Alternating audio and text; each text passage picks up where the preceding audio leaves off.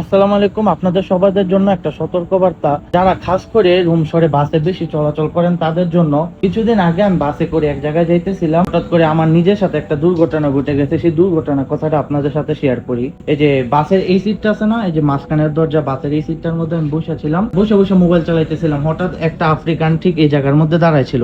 বাসের দরজা একটা স্টপেজে থামে, বাসের দরজাটা খোলার সাথে সাথে এখানে কিন্তু একটা গ্লাস দেওয়া আছে। এই যে এই ফাঁকটা দেখতেছেন, এই ফাঁকটার মধ্যে দিয়ে হাত ঢুকায়া আমার আইফোন 16 প্রো ম্যাক্স টান দিয়ে দৌড় দিছে। ভাগ্যটা আমার খারাপ ছিল। আর আজকাল বাসের মধ্যে কে মোবাইল না চালায়? আফ্রিকান যখন দৌড় দেয়, দৌড় দেওয়ার সাথে সাথে আমিও দৌড় দিই। আফ্রিকান আবার ইশারা দেয় যে আয় আমারে দৌড়। আফ্রিকান আবার ইশারা দেয়। সবাই খারাপ হয় না, কিন্তু কিছু কিছু আফ্রিকান আছে যে এরকম করে থাকে এই রোম শহরের মধ্যে। পরে আমি দৌড়াই, পিছে পিছে দৌড়ে আর ধরতে পারি না সেই আফ্রিকানকে। হঠাৎ দেখি একটা গাড়ি আসতেছে, গাড়ির মধ্যে মহিলা ছিল। তার ফোনটা নিয়ে আমি পুলিশ কল দিই। পুলিশ কল দেওয়ার সাথে সাথে 2 মিনিটের মধ্যে প্রায় 6টা পুলিশের গাড়ি চলে আসছে।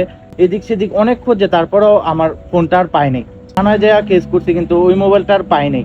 এখন আমার কথা হচ্ছে, যারা রোম শহরে বেশি বাসে করে চলাচল করেন, সবাই একটু সতর্ক হয়ে চলবেন। বাসের মধ্যে মোবাইলটা একটু কম চালাবেন। আর ভিডিওটা যদি ভালো লাগে শেয়ার করে দিবেন, অন্যদেরকে সতর্ক সুযোগ করে দিবেন।